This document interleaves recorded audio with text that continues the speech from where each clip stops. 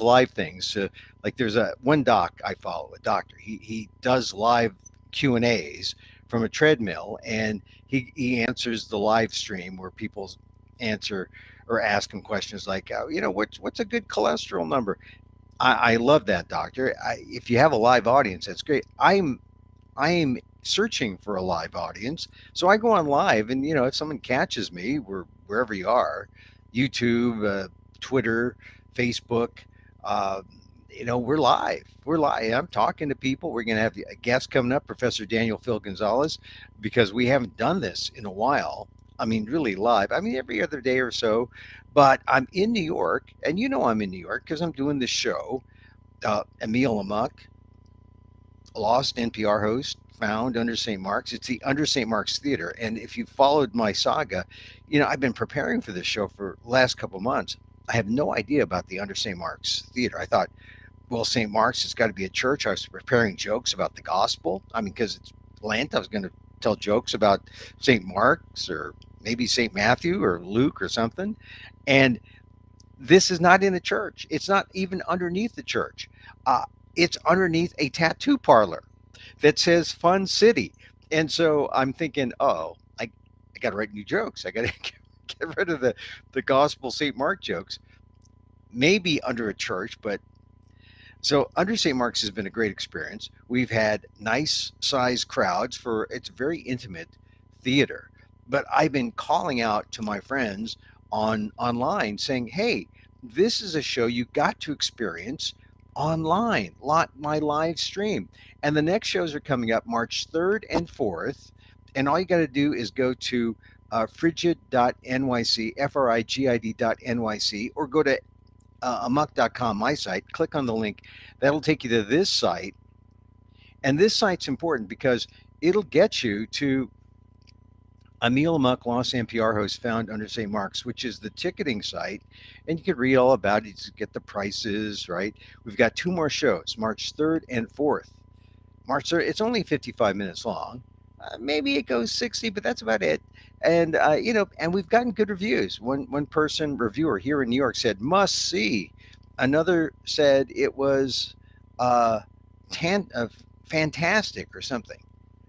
A fantastic something. He said something, a word like that. With reviews, you just pull out the one word. Fantastic. He could have said, but terrible. But fantastic, he said. Um, so we've gotten, fairly good reviews. And then, of course, to add to the other reviews, one reviewer said, charismatic Guillermo's life is one worth exploring. And another one said, from the Orlando Weekly, said, stand up, monologue, rant, enjoy trying to keep pace with Guillermo's brilliant mind. Funny, poignant. Anyway, you go down here to the calendar, right? You got to scroll down. This is one of those sites you got to scroll down. And then look at the remaining days, March 3rd and 4th. That's it. March 3rd and 4th. That's it. So you got to click on, say, Friday night, tomorrow. And look, it's at 8:10 Eastern time. Notice 8:10 Eastern. So if you're in California, that's 5:10, right? It's a perfect sort of Marienda style show, right? You can, well, this is if you see it in person. And if you're in California, you're not going to see it in person because I'm in New York. So you got to click the 8:10 Eastern time, watch from home, catch up. Oh, look, someone's calling now. That is bad. We can't talk to anyone while I'm on the while I'm here with you. I mean that would just be terrible. Anyway, so 8:10 p.m. Eastern time, watch from home. This is Friday the 3rd. Just click on that and then you can get your tickets. Now, by the same token, say, oh, I can't make it 8:10 Eastern time because that's 5:10 and I'm still driving in from work. So press Saturday night show, the 4th, and look, 10:20 Eastern time, watch from home. And 10:20 in the West Coast is comfortable at 7:20 on a Saturday. Um, buy one ticket. I'm not saying that you should buy two, but if you buy one ticket, gather around with your family and friends, put it up on the big screen, watch Emil Amok, Lost NPR host. And that's the final show, the 4th, Saturday the 4th, the final show of this run, 7-show run. And it's been great. But this is how you buy your tickets. It's on this site here, Emil Amok, Lost NPR host, at the Frigid.NYC site. and just look for my smiling face and then click on it and then scroll down. Got to scroll down to the calendar.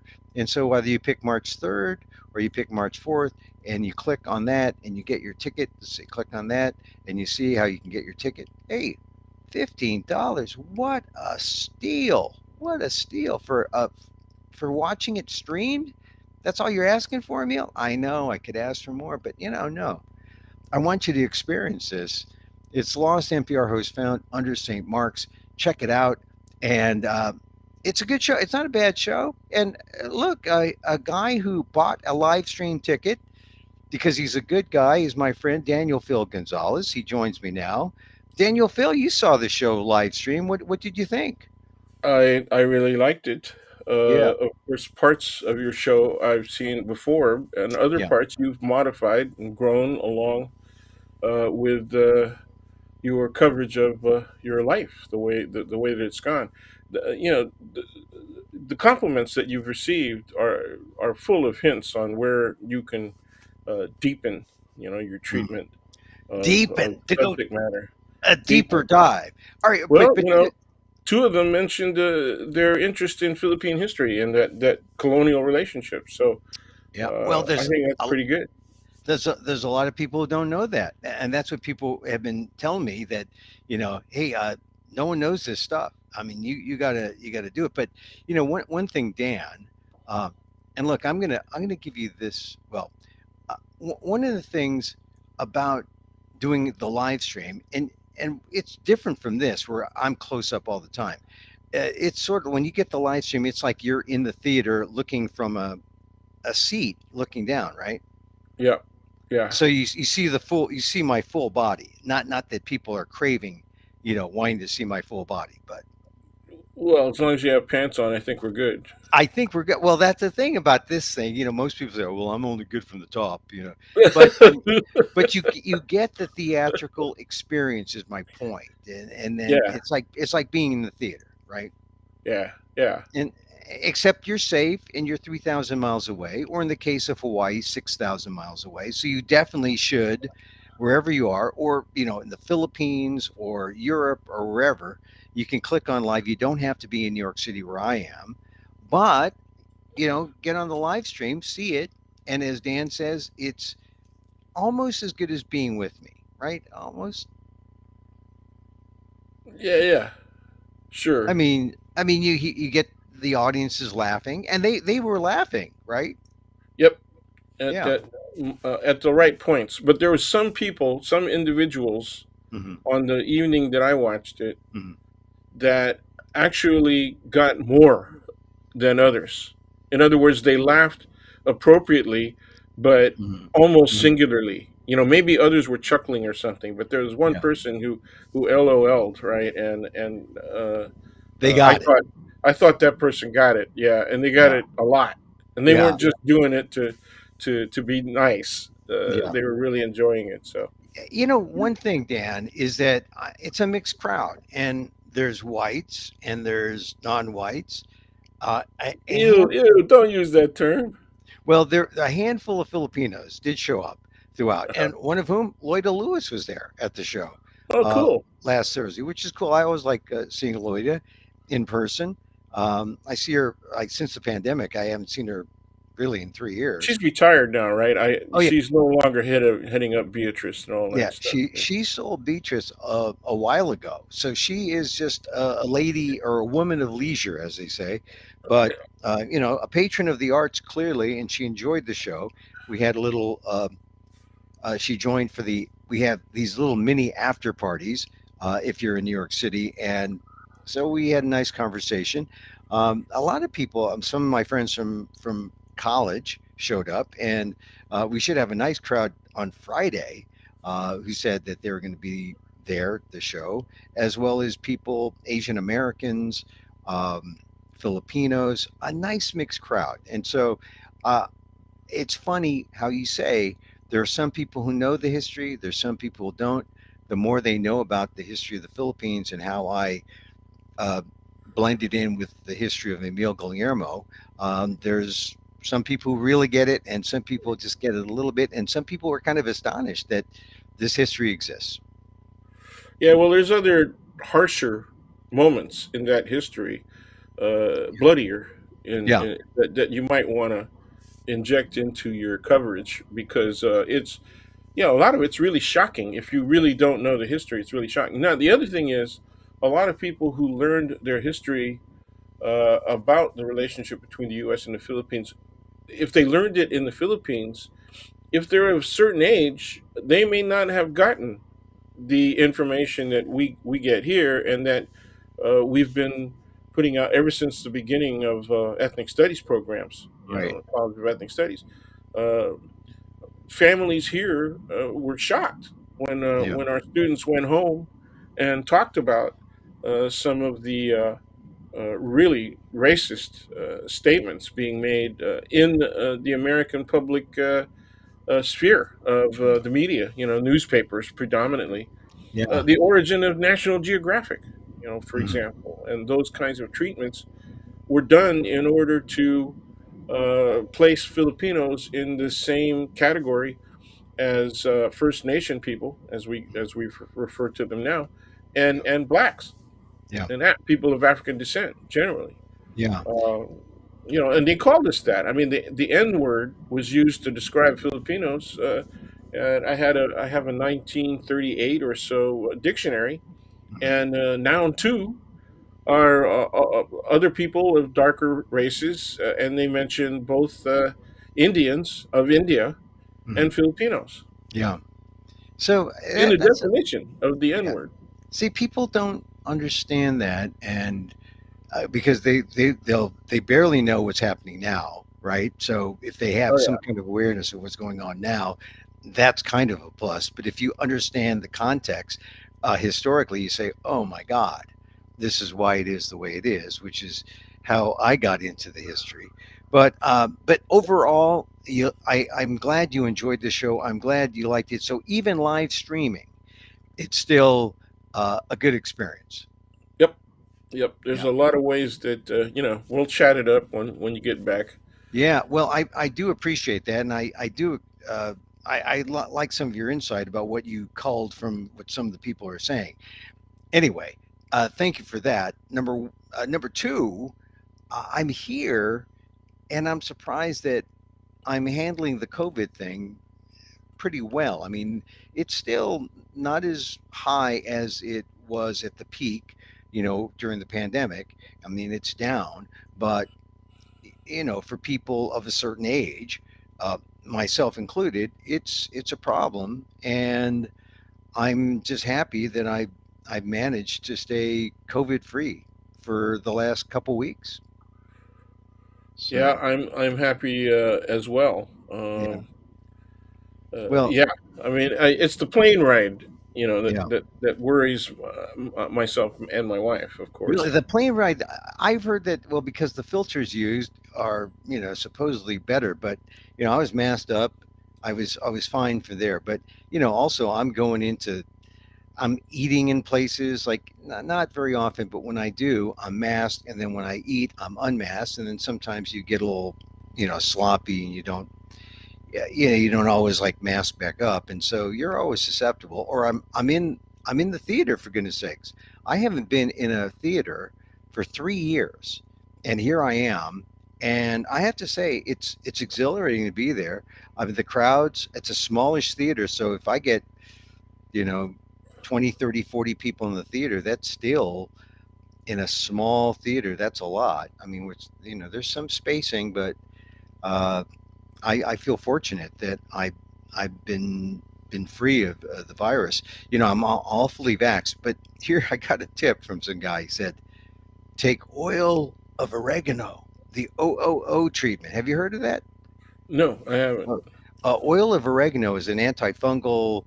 It's a it's an has these super antioxidant qualities, and so uh, and this is I've been hearing it from more than one person. Maybe we all go to the same organic food store or something, but the OOO treatment, the oil of oregano treatment, is like the thing, and or it's what people talk about if they're looking for natural kinds of remedies against colds mostly, but you try it against COVID. And so oil of oregano, look it up. It tastes nasty. It's like oregano, except a very concentrated dose. So you feel like having about 10 vegan pizzas after you take it. You say, oh, I got to get this taste out of my mouth. I need pasta or something. But oil of oregano, OOO. I I don't want to say I swear by it, but it's another thing, right? On top of all the other things that you take and the vaccines and all that. It's an antiviral supposedly. So that's how I'm handling the COVID scene. I'm happy because I go out at night in the theater. I've only done 5 performances. I'll do 2 more Friday and Saturday, and I'm expectorating. I'm putting it out there. I also have a microphone, so I'm not like putting it out there that hard. Like if I were really trying to you know reach the back of the room, but a concern that I had, fortunately, I've been able to avoid it. And I went to the Whitney Museum. They had this big exhibit, Edward Hopper, closing this week. But here's the thing about Hopper. Edward Hopper's closing, but they don't have that one big, that diner. Uh, are you familiar with Edward Harper's work? There's that shot of a diner that he does, No, and oh, anyway, it's a famous one. When you see it, you'll know it. But it's Edward Hopper's New York, and the most famous Edward Hopper that almost everyone knows, not there. Apparently, it's in Chicago. Anyway, I was at the Whitney. it's strange. I was at the Whitney yesterday, and a lot of people, and I was masked. I was one of the few, but I was masked for the most part. So you got to be Well, the you know, few is conscious. better than none. So Yeah, there were yeah. others who were also. Did you see an age, any Oh indication of their yeah. age grouping? The older ones were There you go. masked. Yeah, That's only common sense. yeah, We're the ones who, are at greatest risk, and yeah, our numbers are the highest yeah, among those who have suffered not only the symptoms but have actually passed away as a yeah, result of yeah. I mean, contracting. I just think that I'm trying to be responsible, and no one has challenged me or anything like that. No one has been aggressive in that way. But there's been a lot of people in the media now, saying, hey, what's wrong with this vaccine stuff? The anti-vax message is out there, but I'm holding steady. That you can sort of do both. You can be out in the world, and you can be responsible, and you have a sense of public health. I think that's the responsible thing to do.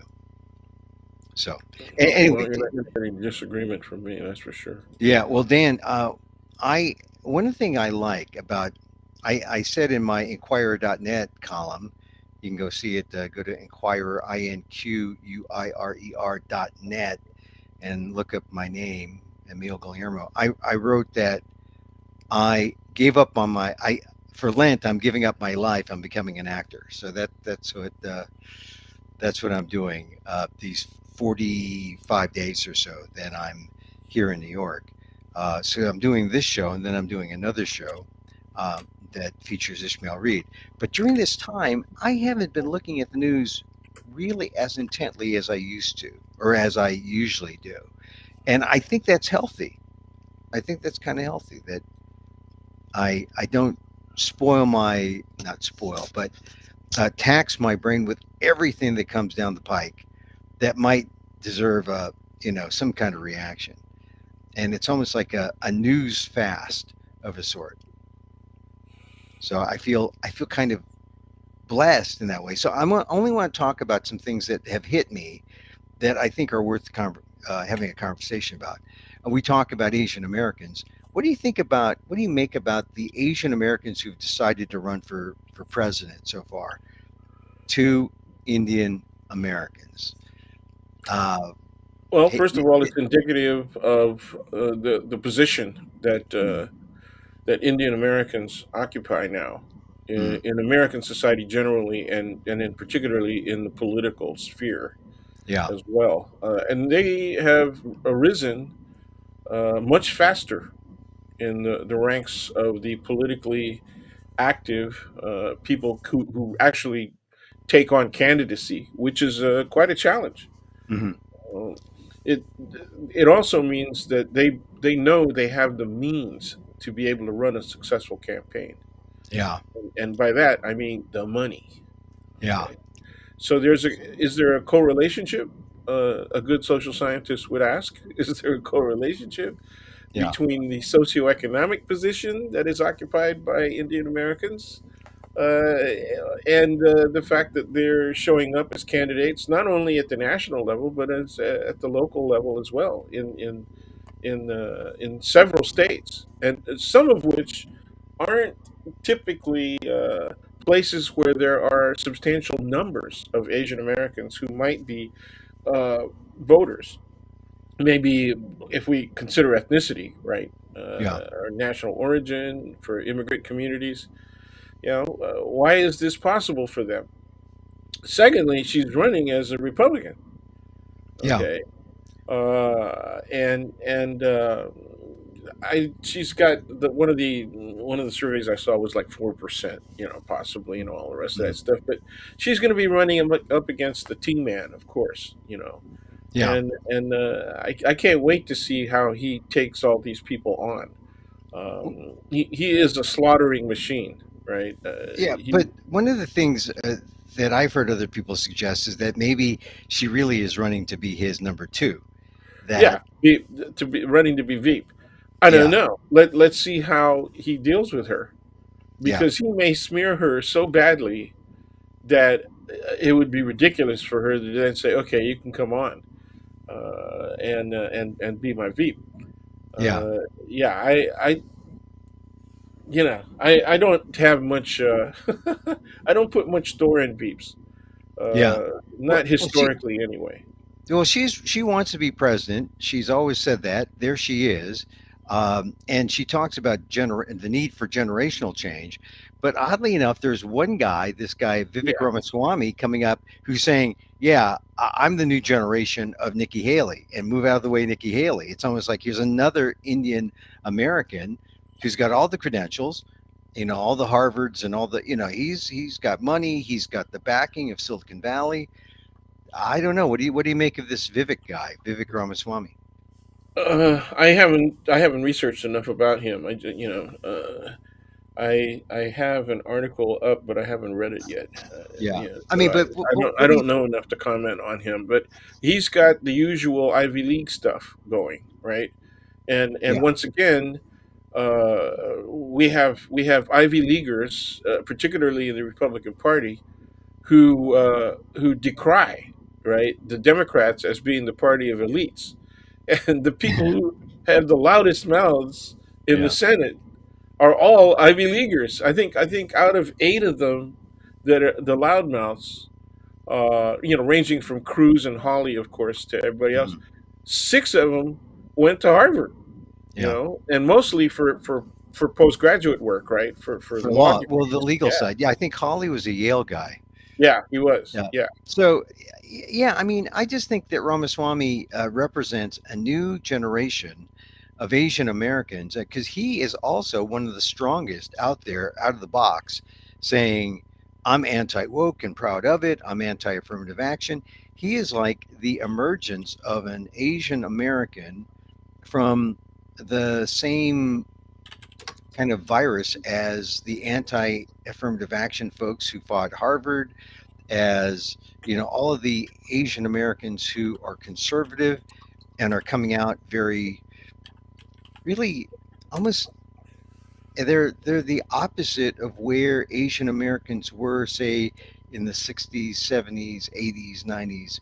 It's a new generation. It's anti woke and it's conservative, and I think it's kind of appalling. Well, you kind of got to expect it. I think I made an emphasis a couple of minutes ago of the Mm, money thing, right? yeah. The socioeconomic position, and people in millionaire or billionaire status that have socioeconomic position also have social and political sway. So Mhm, there's a direct connection. And mhm, the likelihood that they're going to be of a certain variety of capitalists, right? There's different mhm, forms of capitalism, and there are different ways of practicing capitalism. But people who have come from the former colonies and mhm, neo colonies, of Western powers, those people who have ascended through those systems, right, will come to the United States and practice what I consider to be the potentially most successful, and at the same time, I don't want to use the word abusive, but let's say very authoritarian forms of capitalism, Hmm. and that brings them. When I use the word authoritarian, that brings them right into the CEO becomes candidate uh, bucket of potential political winners. Yeah. Uh, so I mean, I'm just surprised that Elon Musk hasn't gone ahead and decided he wants to run for office, Well, right? it's at some point someone's going to want to do a Trump thing where I don't really want to win, but it's great exposure, right? I mean, and then he wins, and that was the big surprise. I mean, that always Yeah. has been the thing with Trump. He never wanted to be president. It was always just a stunt. Oh my God, I won. Now what do I do? And he made America not great again, but he made America more unstable, more divided, and um, he's made everyone question and doubt the viability of a modern democracy, which is, was we never got to that point ever with previous presidents, but this is from the executive level, wondering, oh, is this democracy really sustainable? People are wondering that now. They heretofore that hasn't happened. Yeah, yeah. You said earlier you mentioned that he's anti woke, and he's very strong. He wrote a book, right? Yeah, I mean that's Woke his Inc. thing. His thing is Yeah, that's anti-woke. that's his main thing. Yeah. So he being anti woke. Okay, I use this exercise when people want me to explain what woke is. I said, woke is different from wokeism. Wokeism is a really tortured corruption of the term woke as it emanated from the African American communities. Okay, Mhm. so like a lot of slang terms, that come into the general vernacular, woke emanated from the black community. All you have to do to understand wokeism or anti-wokeism, right? Because people who use the term woke never came up with the term wokeism. Mhm. Okay, that was an invention that came from the critical anti-woke perspective. Mhm. Well, all I do is I substitute, in my case, either Filipino or Asian or the N word, okay, or non white, as you used earlier. Mhm. And every time somebody says woke, okay, Mhm. so, woke position, wokeism, just substitute a person of color, an ethnicity, a non white, okay, or any of that, and you will see how woke has been twisted, okay, Mhm. into a concept that has actually the opposite meaning of what woke was intended to describe. Right. Uh, It actually becomes yeah, a negative, you yes, it know, is. It toward is. It's corrupted. people of color, toward blacks, toward Yes, Filipinos. yes, and it's not even as soft a term as colored was Yeah. back in the pre civil rights era. Okay, What it is, it's a kind of euphemism for racism. it is absolutely. Like I Mm. said, all you got to do is substitute your favorite people of color, and it works every time they use it. Every time they use it. So I would even go as far as say, okay, Woke Incorporated, that book should be retitled N or Other, N word or Other Incorporated, because that's what it really means. Okay, it means to say I am a person of color. Well, because obviously he's a South Asian, and Mm. he's of ancestry, and he's not light skinned. Hmm. Okay, but he's saying I'm exceptional because I'm anti woke. Right. Therefore, I'm a safe N word. He's yeah, he's the He's a safe exceptional, N right? word. Well, Right. I heard that from our own community leaders, the Filipino American community, man. Yeah. Leading people who took on. In fact, some of them are still on state commissions. Yeah. But back in the '70s and '80s, when for the first time, people like Jesse Jackson were running for office, Mhm. in the '80s, they used the N word and say, Yeah. "What does the N word, want?" And I said, "I think he wants to be president." Whether or not he's running an effective campaign for that, okay, is different. But Yeah.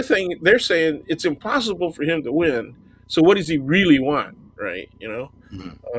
And they hated him for that, for just Yeah. wanting whatever it was that they didn't understand he was trying to accomplish. Well, what does if Waswami can't really become president? What does he want? He just wants to like get this idea out there that hey, uh, diversity is a he wants to point out that diversity is a sham. That he is a dark white conservative.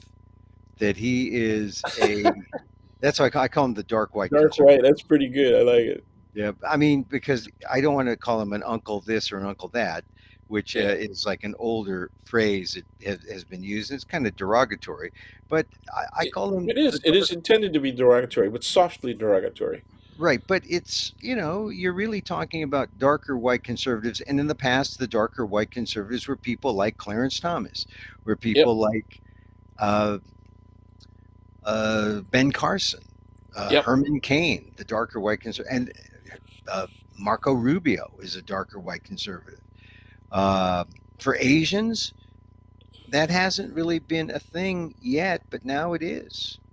It's our turn, I guess. Yeah, yeah. Well, there have always been conservative and even ultra conservative Asians. They've always been around. We can look at the Japanese American community and look at the division in Right, the Japanese community, and they weren't even harsh conservatives, but there were people who were anti reparations. right. All they wanted was the apology, and that was enough. They thought that going for reparations would encourage people to again attack Japanese Americans, because they didn't want anybody getting reparations. Why should anybody get reparations? Right. And there were people who still went on television and said, "I have proof, right, that Japanese were spies, and that Mm. there is evidence that justifies their having been put in concentration camps." But it's important to know the distinction that there were people who weren't for the reparations within the Japanese and Japanese Asian American American community, yeah. communities because they didn't want to push that far. But fortunately there were people who did. Well, and the force behind that came from the second and third generations. Right. You Right. know, it didn't come from the Issei, and it didn't come that much from the Nisei, only a bit. Okay, it Mhm. really came from the Sansei and Yonsei generations, the third and fourth generations.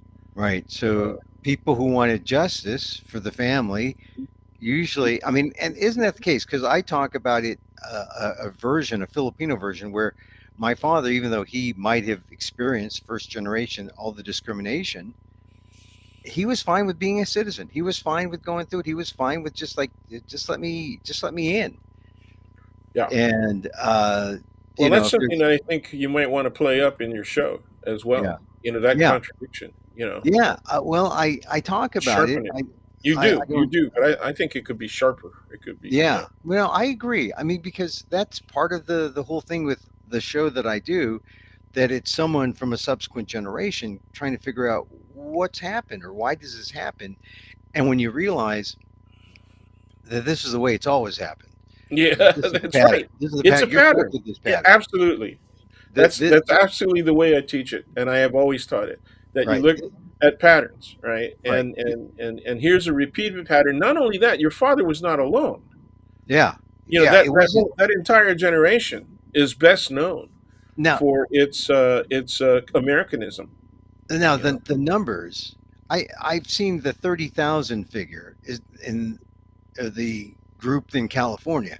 right? Is it more than that nationwide, or is it about that was the largest group, and then they were the first to That was the settle? largest group, but it was up to 45,000 Yeah, nationwide. So yeah, so and it was the first group that settled, the first en masse. I mean, there were little settlements in other places like Louisiana, but the first major. settlement of Filipinos came in that generation. That generation, and obviously Hawaii, Yeah. California, and the state of Washington. Right. Seattle had a early, and it had a lot to do with where the ships went. Right. Right. Before 1929, the ships came out of Hawaii or out of Tokyo or that area, Japan, and some went to Seattle, and others went to Yeah. LA and San Diego. So they didn't start coming to San Francisco directly in huge numbers until the stock market 30s. crash. The Oh, stock market after crash. Yeah, they after the started coming late here. 20s. Yeah. Yeah, Well, we'll get back more to the play, but I just wanted to talk about Haley and Raswamy yeah, as man. They come we're gonna, from upper I class. They mean, come from upper class. Upper socioeconomic means. yeah. They're Republican, and they feel there's a lane for them there. I think it's kind of strange. I think it's funny. I mean, it's funny when I saw Clarence Thomas, Hmm. going through what he was going through, particularly the challenges from women Hmm. on his notable misogyny and all that, or alleged misogyny, Yeah. uh, and then now with the disclosure that his wife was so much a part of the MAGA crowd, Right. and really extreme, quite Yeah. Oh frankly, yeah. and Yeah. then his refusal to recuse. Hmm. I don't know how much more you need to make an argument that there are problems with the so-called conservative element on the Supreme Court. So Yeah. I think they need to keep on doing it. I think the more cases that go before the Supreme Court that show the unconstitutional side Hmm. of their thinking, right? I Hmm. mean, it's Hmm. blatantly unconstitutional, right? Yeah. But they're the guys who get to tell you whether or not what they're doing is constitutional. Yeah. Well, I Okay. mean, this is the thing. Now we used to see the blacks leading the way as the dark conservatives. Now we're seeing Asian Americans, It was specifically bound to women. happen. It was bound to happen. We Yeah. we we are overall Asian Americans overall are the closest thing to white. And look at how socioeconomically and politically. Yeah. Look at how they're being treated in the media. Yeah.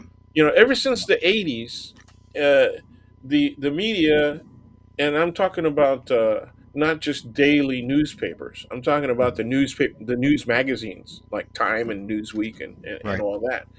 They would come forward with articles that talked about how Asian Americans were supernumerary in the major universities of the nation. Right. That they were hyper competitive and that they were highly qualified for the STEM areas. Right? They didn't call them STEM at the time, but Yeah. but heavily numerous in the sciences Yeah. and and engineering. Um, it was obvious that Japanese American men Yeah. were in significant numbers even before the arrival of Chinese immigrants, right, from mainland Mhm. China. Remember what happened with the Wen Ho Lee case, Mhm. Yeah. right? When people were going after him with false accusations, Right. and it nearly cost him his life.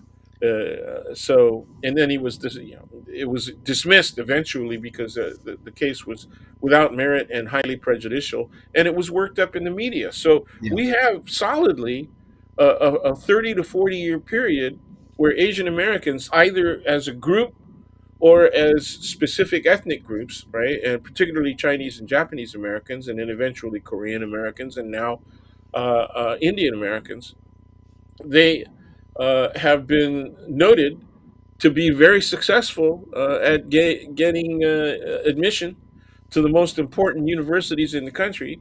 And these two candidates are proof of that. Yeah. And they're also in the upper brackets of Income annual wise. income, right? That's Yeah. right. All right. So, what are you named these ethnic groups? You didn't name Filipino groups. I did You didn't not. name the Filipinos. I did Well, not. why is that? Why is that Why are we not included Be, generally? because Okay, number one, we've been here longer than, in numbers Mhm. than everybody except the Chinese. Right. The Japanese Americans up until the 1960s, right, with the opening of immigration, 1965. Mhm. Well, it was passed in 65. Um, the Japanese Americans were the most numerous Asian American population. Okay, Mhm. and the Chinese and Filipinos came second and third. But we were here, and we were here in substantial numbers. Okay, but it was a largely male population, a small family-based population until after 1950. Okay, Right. and then the family-based population began to expand. Then came the Immigration Reform Act, right? 65. And after 65, the two biggest groups who continue to be among the largest populations in American society were the Chinese and the Filipinos. Okay. So we've been here longer in greater numbers than South Asians. Okay. We've been here longer and in greater numbers than South Koreans. Okay. But our participation at the strongest levels of state and national politics has been minimal. Okay, has been minimal, Right. and that's why I don't mention us, because in point of fact, we have not been as active on the political front locally in several cities and a couple of states. We've been fairly active, but on a national level, we have not been So, that active. We haven't so, put candidates up to be noted for that. And so Dan, why is that? I mean, this is why we got to look at people like Rob Bonta, who's the he's an California Attorney exception. General. He He's was, exceptional. yeah, he's the outlier. But why haven't there been more? It just, I mean, I that think we have constant immigration and that immigration culture, right? That immigrant culture. Mhm. Again, this is a pattern that does not just apply to Filipinos, but there are certain specific elements of Filipino culture that make us susceptible to uh, being wanting to stay out of the limelight. Okay, it's fine for us to be in the limelight if it's all about singing and dancing, right? Mhm. If it's Mhm. about theater, maybe occasionally athletes. Okay, Mhm. it's fine to do that, but we don't want to be seen as doing things that are anti-American or that challenge any aspect of the American condition. That is a major element of the psyche, if we can generalize about the psyche of Filipino Americans. So This is one of it's the major reasons that I'm not popular in the Filipino American communities, because I say these things. but that means what you're saying is there's that colonial mentality that's crept in. It's partially colonial mentality. It's sometimes it's difficult to separate what is a colonial effect, the effect of colonialism and neocolonialism, and what is indigenous to the Mhm. culture. Right.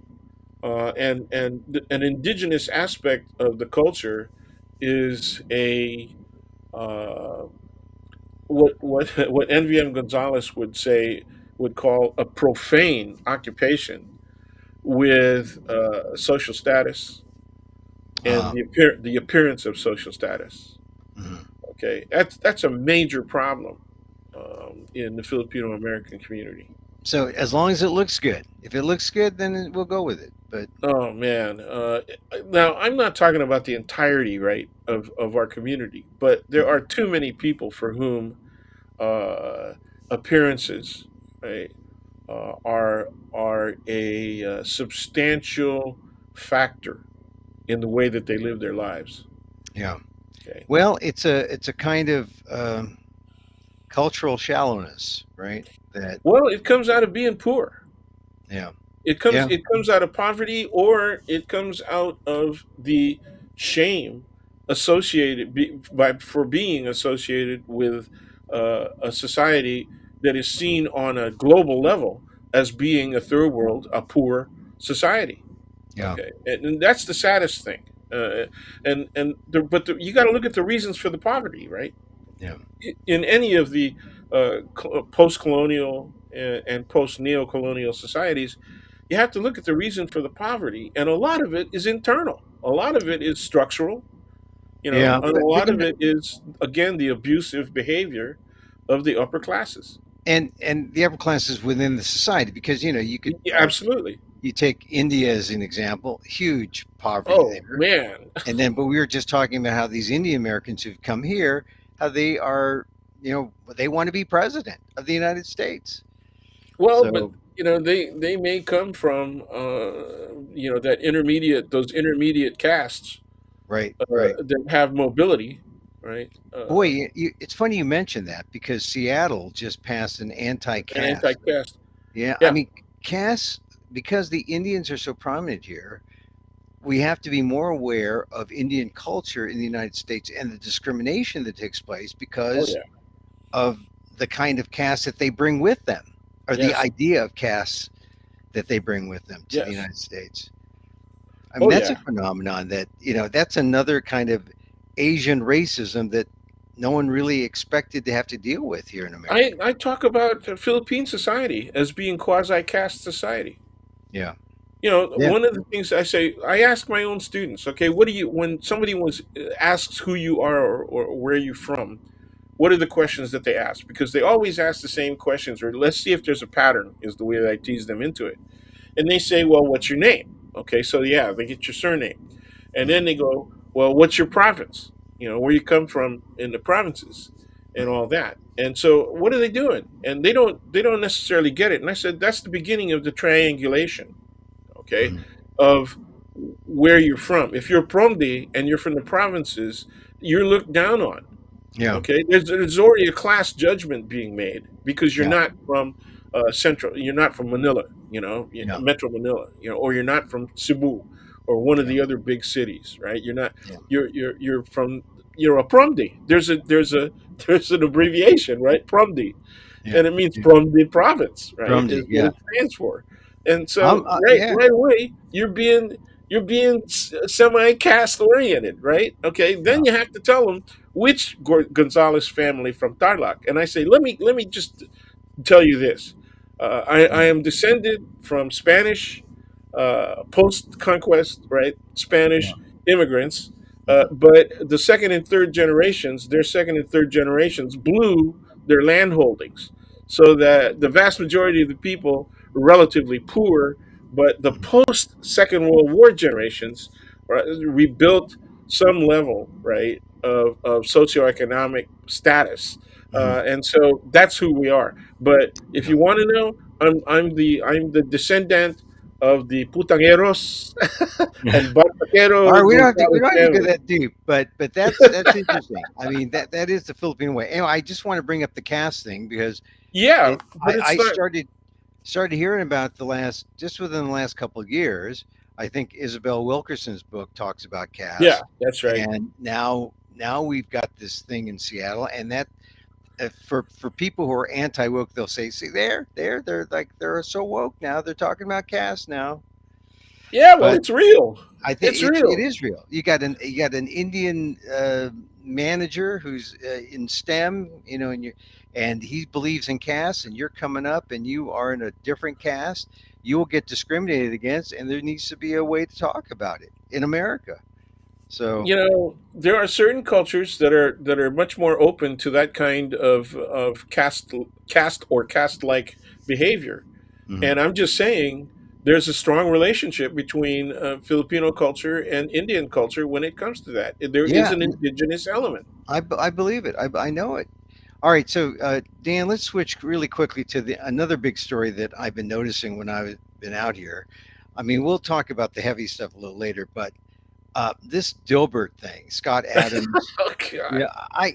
For one, I think he's like playing up. He wants to do it to extricate himself from a strip that no one reads, that no one cares about, and he's just trying to play up his fame one last hurrah, which is really a Razzie, because I mean to say that blacks are a hate group based on the facts that from Yeah. some conservative poll, I mean it's Stay just away from ridiculous. from. Yeah, Yeah. yeah, and yeah, I what he said was racist, but it's not that racist. You know what I mean? It's Yeah. kind of an intermediate, if you want to interpolate levels of racism, right? Yeah. Uh, and so it's provocative enough that he's going to get dropped. Yeah. I never like. I'm with you. I never liked Dilbert in the first place. In Yeah. fact, last week, while I was browsing through the Sundays, right? Mhm. Because we get the Times and we get the Mhm. Chronicle, and I'm browsing through, and I said, you know what, comics suck now. Yeah, they're they're not just bad. they're bad. They're terrible. It's not even worth looking. You I know. mean, bring back Prince Valiant for goodness Well, sakes. somebody, something, Yeah. well, you could color Prince Valiant up a little bit, Yeah. but but but yeah, bring back Dick Tracy and his he's anti Miranda Yeah. Well, the position. thing Yeah, the thing about Dilbert is that it it's not really funny, and it was about white corporate yeah, slice workplaces. of life and corporate life. Yeah, that's right. Yeah, and I guess he didn't want to go the diverse route because he did have one black character though. I did a column on this, and he had a black character last week called Dave, who's the engineer, and the punchline for Dave was, he's black. He says, "I identify white," which is kind of funny.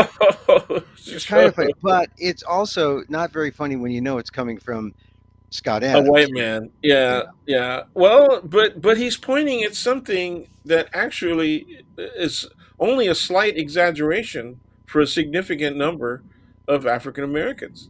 yeah, yeah. You I know. know. I think I know some blacks who identify Yeah. white. Well, who is Jim Brown?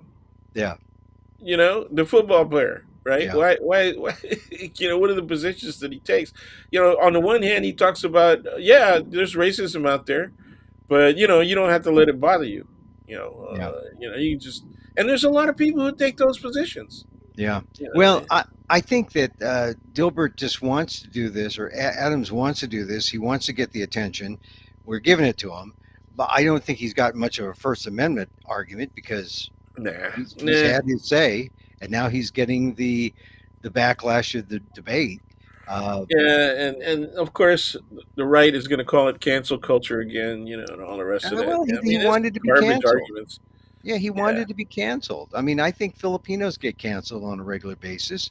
Uh, that's more serious than the cancellation of Scott Adams. So yeah, that's right. And we got canceled out of the TSA by Dianne Feinstein. yeah, what happened there? Oh, don't you remember that? That's when after the 9/11, everybody was Oh looking yeah, at yeah, the airports, and they're saying, yeah. "Wow, man, what are all these brown people doing? Doing Uh, security." Okay, and then they went further and they found out that most of them weren't citizens. yeah. Okay, Well, at look, least in San Francisco at SFO, the majority of them were not citizens. They were legal residents, yeah, but they were not citizens. That's another aspect, by the way, of Filipino culture. That's their way of expressing that's their way of expressing Filipino nationalism. oh yeah, to Is not that be the I'm not gonna become an American because right. they're the colonizer, and they use it as an excuse. They're just freaking don't want to be involved in politics. That's what they said Yeah, during the when we on the workup to the 1984 convention. The Democratic yeah, convention was held here in San Francisco. hmm I held students. I said, how many people want to go out and in satisfaction for their term assignment, go out and do polls, go out and help sign people up to vote. And it's not not that. you're not signing them up for one party or the other. You're just getting them to sign up to vote. And Mhm. a lot of people volunteered. They said, "Yeah, I want to do that." So they went out and they started trying to circulate ballots, ballot applications and all that, voting applications, and they went to the usual places, Sunday after church, supermarkets, that kind of thing, and and when they came back after the first week, people were really angry. A lot of the Yeah. students were really angry. And I said, "What? Well, okay, what happened?" And I knew what was going to happen, right? They said people didn't want to sign up. They didn't want to vote. They said it's not important. My vote doesn't count, right? I got more important things to do See, than vote. That that's a generational thing. well, That's it going to it change. was. it's a Yes, it was. generational thing that needs to change. But look, we got into this. We were talking about Feinstein, and since we have Yeah, sort of she's done this retiring. Yeah. yeah, since we've done this intermittently the last couple of weeks, we missed out on talking about Feinstein. Uh, I don't know, Dan. What do you think? I think she is trying. She's got a mixed record, but she was Yeah. more popular in Southern California when she first got elected than Mhm. she was up here. Right, but what I mean is, I think she's trying to exert her influence as to who replaces Oh her yeah, by yeah, staying till the end, because right. now, it's an open race. No one gets a leg up. I guess it's fair, but if she had retired like right now, today, uh, Governor Newsom is beholden to a promise that he appoint a black woman, which would be Barbara Lee. Barbara Lee from Oakland. And Yeah. Barbara Lee would have had the same advantage as Rob Bonta, but now she doesn't because she has to run in the open against Adam Schiff, against Katie Porter. Hmm. It's going to And be tough for Barbara Lee. the middle of the Republican Party is all lining up behind Schiff right now. Yeah. Well, So see, I this think is Pelosi has recommended Schiff. You know. this is a problem. I think. Well, it's not a problem. It's just that for uh, people who are Barbara Lee fans, this was her moment to rise. If Newsom had to appoint someone. And had he appointed Barbara Lee, she might have had an opportunity to rise and be I think only the third African American woman. I mean, it's like ridiculous, You mean you in the know, Senate? Yeah, ever? yeah, in the Senate. And Yeah. so I think it's important that at least we know that on her exit, Dianne Feinstein exerted far more control than she deserved or that she needed. Her prerogative to play out the string, but I think she could have made history if she left. Newsom appoints this African American woman, Barbara Lee, make history, and then have the dogfight, between Right. Schiff, Right. uh, Katie Porter, Porter. and Barbara Yeah. Lee. But I just think it's unfortunate. Uh, uh, as far as, let's see, Well, I What do you have a preference on either one of those of the three? well, I like to see Barbara Lee um, get a shot at the Senate. I mean, I think it's Right. first of Right. all, it's really sad that there's only been three African American women. I think for an African American female politics this week, it's been a bad week. Uh, the mayor, Lori Lightfoot in Chicago, she lost, Yeah. although it was kind of predictable because a lot of people didn't like her. No. I mean, she was liberal, she was tough. Um, I think people didn't like her because as they say, the bedside manner, Right. was slightly Right. off with Lori Lightfoot. I mean, and not it didn't have anything to do with her, her gender or sexuality or anything. It just has to do with personality. Yeah. A lot of people didn't It's like her. another one of those situations. It's like Davis in California. You know, Yeah, Ray when she, Davis. yeah. Yeah, when he got ousted. Oh, well, I feel sorry for Lori Lightfoot because she was a progressive. She did some good things, um, but she's by not Well, I think being that's part of the problem. There's an anti-progressive reaction, and right, right. she's a victim of that. Well, it's Also, they had sad. some really tough issues in Chicago. You know, with Oh guns, yeah, with the cops and with the the crime. cops. Yeah, man, nasty cops, Yeah, criminal cops. right. Well, Education, the school yeah, system, right? Really, really tough. And I mean, those are tough problems in all of the big cities. You know. yeah. Well, given all that, I think her record says she deserved another shot at the job, but And she this was is why I way think behind, man. Those two initial polls yeah, put her like one was sub 30%, and yeah. the other was sub 40. In the end, it's likability, and then you got other The guys that perception of strength too, yeah. unfortunately. You know, Well, yeah, perception of yeah, strength, yeah, and that's where again, personality wise, she just didn't come across as strength, and part of that is the masculinity syndrome. You know, yeah. uh, women just aren't seen as having the capacity for for strength. Yeah. It's all Well, I measured mean, in and now masculinist terms. we should transition to the presidential because here's Okay. Joe Biden who's getting. Well, and he's going to get whacked with not being strong too. I Yeah, mean, I that mean, was one of the major things. Even Democrats didn't think we were strong enough. You well, know, North Carolina, South it's Carolina.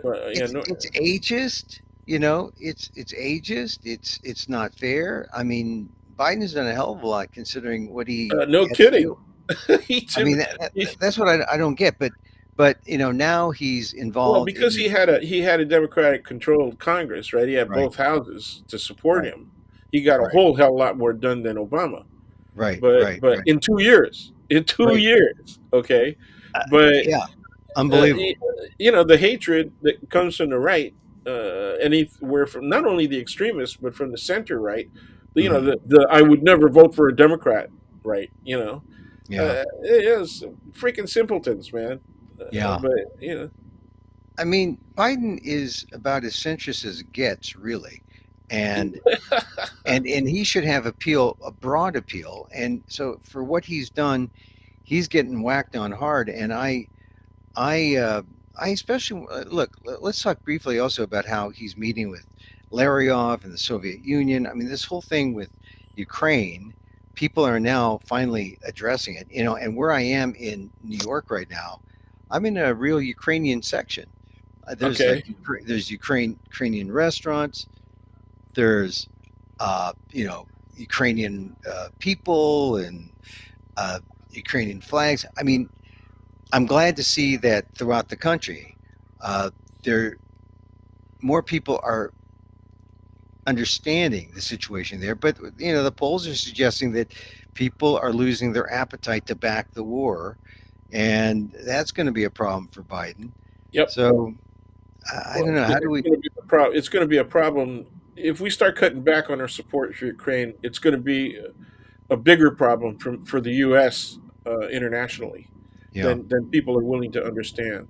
One of the problems with not just COVID, but with Mm, all of the issues that were caused directly by Trump and his behavior and his acolytes' behaviors, mm, is that it took away from people's attention looking at international issues right. and circumstances. So unless it was a relatively extreme moment, like a large scale protest that was cracked down on, resulting in thousands of people going to jail, and it would only be a momentary coverage. There would not be, real strong analysis about what was going on. And even the withdrawal from Afghanistan, for example, did not get the kind of analysis that it should have gotten, Yeah. with references to the Russians, and how they had lost a huge amount of their economy due to their decades long right attempt to rule Afghanistan. Yeah. Well, I think So people were willing to, accept a short war, and then the longer it goes, people say, "Well, it's still happening. What's going on?" And I think right, they that's don't right. get it. And then now, when you hear Republicans say, "Well, no more money," people get confused. They say, "Aren't we? Shouldn't we be united about this?" And then they get all nationalistic or isolationist and say, "Well, why do we want to spend money there? We spend money." Yeah, well, and all we have to do, you and I, all we Mhm. have to do is review in our heads how isolationism worked out throughout the whole 20th century, Oh right? yeah, Starting in the late 19th century and working all the way through up to the middle of the 20th century, isolationism was the reason that we got in wars, in world wars, one and yeah, two, and yeah, Vietnam. You know, yeah. uh, you know, So I just hope that we work our way through this, but I don't. If someone other than Biden's there, I mean, if Trump is back there, what kind of world would we be? Would we have if Donald Trump is? I mean, just think of the 4 years he was in there and how the Russians had their way with Trump. It would be. well, it wasn't just the Russians, though, was it? Oh It was no, it the wasn't just Chinese it and the was. North Koreans too. Yeah, it just. I think, and I just hope that people understand from that You know, there are better options than that alternative, including sticking with the guy who's there now who knows how to keep us out of war. Yeah, yeah, Uh, Joe and Biden. also to earn the respect and mutuality Yeah, with other nations. He helped to rebuild NATO to a yeah, point where it was stronger than it was in probably at any time in the last 30 years. yeah, and You know, just think about how weak NATO was when yes, it Trump was in was. office. How Well, he Trump wanted to had, wipe it out, and the Republican Party wanted to wipe it out. Many yeah, members of the Republican Party came forward and said, "Yeah, we ought to be out of there. NATO isn't doing any work for yeah, us." Look at how unbelievable, they went after the United Nations. They unbelievable. continuously go after the United Nations. Oh yeah, Don't yeah, want to fund it, so, and then now they're caught in the problem of having both Russia and China in the Security Council, and yeah, guess who vote down any action taken by the United Nations to avoid war? yeah. Okay, it's So see now, those two groups. see this is the real heavy stuff.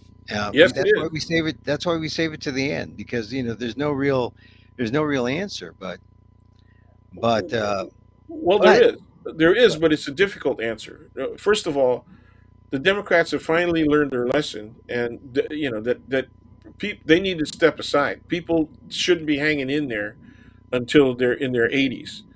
They should mhm, be grooming people, younger people, to take their place. mhm, And diversity. Their commitment to diversity was one of the reasons they got into younger people, because a lot of the people of color that are willing to run mhm, are of a generation younger, yeah, and they're starting to get coverage. They're starting to get really good coverage. I mean, yeah, the first two Native American women in Congress. mhm, And they're both really good yeah, at, at what they do politically. The squad, of course, right? mhm, That the right loves to hate, mhm, and they're going to be coming after Biden with all of his, being soft and being diversity oriented and all the rest of that stuff. mhm. One of the things that kind of worries me is where white women are, educated Oh white yeah, women, because you remember how they're the they went key. against Hillary. They were They're the key. anti-Hillary. Oh Yeah, yeah, they were anti-Hillary, and in California, remember when 209 came up, the mhm, so-called yeah. civil The rights initiative? yeah They anti-affirmative action went. white educated white women vote in favor of that. Oh. And Well, this is they were the best beneficiaries yeah. of affirmative action This on is a the hard statewide thing. level. It changes, right? The evolution of the electorate. It changes. Oh So yeah. we'll have Well, to see where we are now. I mean, my hope is in the younger folks. My hope yeah, is younger in the folks. people who are, yeah, just realizing 18 and 21 years old, Yeah, and I see a lot of them are signing up as independents, which I think is okay. yeah. And also look, younger folks, but also the abortion question might bring over the women, the college Yeah, educated women. yeah, Maybe, yeah, maybe. maybe, But maybe. I think we'll it did initially, and yeah. So I'm cheering on the extreme right that keeps on coming up with ways of the book banning and the schools trying to run the schools yeah. down at the university level with New College, and I want the right, and particularly people like DeSantis and people who again are scheming to become as successful as DeSantis seems to have been or Hmm. is being, like Cruz and Marco and all those folks, Hawley, Yeah. all those people. I want them to keep doing what they're doing. I Oh want yeah. them grandstanding, and I want them to keep borrowing from stuff that comes from QAnon, to argue. Hey, right on. Just go ahead. Keep All doing right. it, man. So let's see if that works and changes things for the Biden and the Democrats. Hey, listen, Dan, I've kept All you right. on for more than an hour, but Okay. I want to talk to you offline. So just hang in there with me Okay. while I say goodbye here. So All right. don't go away. There's Professor Daniel Phil Gonzales, San Francisco State University College of Ethnic Studies, Professor Emeritus, Asian American Studies, Filipino American Studies. And there he is, my dear friend, Professor Daniel Phil Gonzales. Thank you for being on Emil Among's Takeout. There he goes. But he did go to my show, and that's how I want to close this. tell you that you can still get tickets for the show. It's March 3rd and 4th, Friday, March 3rd at 8:10 p.m. Eastern Time, but and Saturday at 10:10 Eastern Time. But you can get a live stream ticket. Now, how you say, how, Emil, can I get a live stream ticket if you're in New York? Well, here's the Frigid.NYC site. Look for my smiling face. Emil Amok lost NPR host found under St. Mark's and other stories. Hey, look, it costs more to be live than to be not live. So get a not live ticket. Yeah. And we have two more tickets. You got to scroll down, and there, March 2nd or March 2023. Just click on the Thursday. You want to go to Friday's show. There it is. And then on the screen, it says, oh, you can see 8:10 Eastern Time in person. But you're like in Hawaii. So how am I going to do that, Emil? I can't do. Okay, then press 8:10 Eastern Time, and then look, you buy a ticket. There it is. You can even do sliding scale in case you really want to say, look, I can't pay full price, Emil. I can't. All right, so then go sliding scale. There's ways to do this, but this is how you do it. It's simple. It's as simple as that. You got to go to Frigid.NYC, pick your date, right, and the date is on the calendar. There it is, March 3rd, March 4th. It's a good show. It's good. Professor Dan saw it. He says he likes it. He says he likes it. I think he does. Uh, and don't forget, click a date. Say Saturday, March 4th, 10:20 p.m. Eastern time. Now that, and just click on it, and that it's as easy as that to get your ticket from. As you scroll down from Emil Maklos, NPR host, found under St. Mark's. Good show, interesting show.